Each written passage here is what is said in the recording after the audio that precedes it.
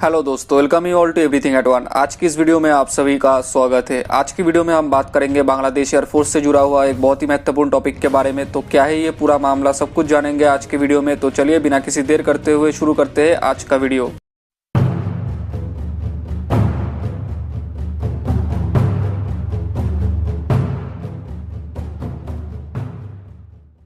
दोस्तों आज की वीडियो में हम बात करने वाले हैं बांग्लादेश एयरफोर्स के फ्यूचर फाइटर जेट्स और डिफेंस इक्विपमेंट प्रोक्योरमेंट स्ट्रेटजी को लेकर। और इस चीज को लेकर एक अपडेट ये आया है कि इंडियन एयरफोर्स अपने एमएमआर से टेंडर को कैंसिल कर चुका है। यानी कि जिस टेंडर के तहत Indian air force 114 foreign fighter jets खरीदने वाला था, उस टेंडर को कैंसिल कर दिया गया है और इससे बांग्लादेश एयरफोर्स को डायरेक्ट प्रॉफिट मिल सकता है। और वो कैसे, यही हम आज की वीडियो में डिस्कस करने वाले हैं। दोस्तों 2 दिन पहले इंडिया का सीडीएस यानी कि chief of defence staff Bipin Rawat ने एक प्रेस कॉन्फ्रेंस में ऐसा कहा कि इंडियन एयरफोर्स का जो एमएमआरसी टेंडर था, जिसके तहत 114 फॉरेन फाइटर जेट्स खरीदा जाना था, उसको कैंसिल कर दिया गया है। और उस एमएमआरसी टेंडर के लिए टोटल $15 बिलियन का फंडिंग की जरूरत पड़ता और अब उस फंड को इंडिया का इंडिजीनियस एलसीए तेजस और एएमसीए प्रोजेक्ट में इन्वेस्ट किया जाएगा। और उन्होंने ये भी बताया था कि एडिशनली इंडिया फ्रांस से 36 राफेल को खरीद सकता है, यानी कि पहले का 36 और बाद में और भी 36, यानी कि टोटल 72। और ये राफेल फाइटर एयरक्राफ्ट ही इंडिया का लास्ट फॉरेन फाइटर जेट्स होगा। और इसके बाद से जो भी फाइटर जेट इंडियन एयरफोर्स खरीदेगा वो सभी इंडिजीनियस होंगे। और प्राइमरीली इंडियन एयरफोर्स फोकस कर रहा है 83 तेजस MK-1A फाइटर जेट्स को खरीदने में। तो उनके इस स्टेटमेंट के आने के बाद ही बोइंग, लॉकहीड मार्टिन, सुखोई और मिग जैसे कंपनीज को थोड़ा सा शॉक लगा, क्योंकि ये सारे कंपनीज इंडियन एयरफोर्स के इस 114 फाइटर जेट्स के एमआरसी टेंडर में कंपटीटर था। और इन कंपनीज में से किसी एक का फाइटर जेट को खरीदा जाना था, जो कि अब कैंसिल हो चुका है। और अब ये सारे कंपनीज टोटली फोकस करेंगे बांग्लादेश एयरफोर्स के एमआरसी टेंडर में और possibly novel strike fighter aircraft के टेंडर में। दोस्तों इंडिया का सीडीएस बिपिन रावत के इस स्टेटमेंट से ये तो क्लियर हो गया है कि इंडिया अब कोई भी फॉरेन फाइटर जेट को नहीं खरीदेगा। और इससे इंडिया का जो एक बहुत ही बड़ा मार्केट था सारे फॉरेन कंपनीज के लिए, चाहे वो अमेरिका हो या फिर फ्रांस हो या फिर रशिया के फाइटर एयरक्राफ्ट मैन्युफैक्चरिंग कंपनीज का हो, अब ये मार्केट उनके हाथ से चला गया है। और अब बांग्लादेश ही एक ऐसा देश है जो आने वाले 10 सालों में एक बहुत ही बड़ा डिफेंस मार्केट बनने वाला है इन सभी देशों के लिए। और अब ये सारे देश ये कोशिश करेंगे कि बांग्लादेश के मार्केट को डोमिनेट किया जाए अपने डिफेंस इक्विपमेंट से। और सिर्फ बांग्लादेश एयरफोर्स के लिए ही नहीं, बल्कि बांग्लादेश आर्मी और बांग्लादेश नेवी में भी अब ये सारे वेस्टर्न कंट्रीज और इनके डिफेंस इक्विपमेंट मैन्युफैक्चरिंग कंपनीज पूरी तरह से फोकस करेगा कि कैसे अपने डिफेंस इक्विपमेंट्स बांग्लादेश को बेचा जाए। हाँ, ये बात सही है कि बांग्लादेश का मिलिट्री स्पेंडिंग अभी उतना ज्यादा बढ़ेगा नहीं, लेकिन जिस तरह से बांग्लादेश का इकोनॉमी ग्रो कर रहा है और बांग्लादेश का जीडीपी आगे बढ़ रहा है, तो इसी के चलते आने वाले 10 सालों में बांग्लादेश का जो डिफेंस मार्केट है वो एक बहुत ही बड़ा मार्केट बनने वाला है साउथ एशिया में इन सभी देशों के लिए। और इसका कुछ इफेक्ट हम ऑलरेडी देख चुके हैं कि बांग्लादेश के एमआरसी टेंडर के लिए ऑलरेडी यूरोफाइटर टाइफून और फ्रांस के राफेल के बीच में किस तरह से कंपटीशन चल रहा है। पहले ऐसा बताया जा रहा था कि बांग्लादेश एयरफोर्स ऑलरेडी टाइफून को सिलेक्ट कर चुका है, लेकिन बाद में देखा गया कि फ्रांस के डिफेंस मिनिस्टर खुद बांग्लादेश आके बांग्लादेश को एमआरसी टेंडर के तहत एक स्क्वाड्रन राफेल यानी कि 16 राफेल फाइटर जेट और नावल स्ट्राइक एयरक्राफ्ट के लिए 8 यानी कि total 24 Rafale fighter aircraft offer किए थे। और इंग्लैंड भी बांग्लादेश को यूरोफाइटर टाइफून बेचने के लिए ऑफर किया था। तो इन्हीं सब चीजों से आप देख सकते हो कि बांग्लादेश ऑलरेडी एक पॉसिबल डेस्टिनेशन हो चुका है इन सारे वेस्टर्न कंट्रीज के लिए। और आगे समय के साथ साथ बांग्लादेश का इकोनॉमी जैसे जैसे ग्रो करता रहेगा और बांग्लादेश का मिलिट्री स्पेंडिंग बढ़ता रहेगा, उसी हिसाब से ये सारे देश बांग्लादेश के डिफेंस मार्केट में ज्यादा से ज्यादा फोकस करेंगे। और इसके लिए बांग्लादेश को सिर्फ एक ही काम ठीक से करना पड़ेगा, और वो है अपने देश का इकोनॉमी को ज्यादा से ज्यादा तेजी से ग्रो करना पड़ेगा।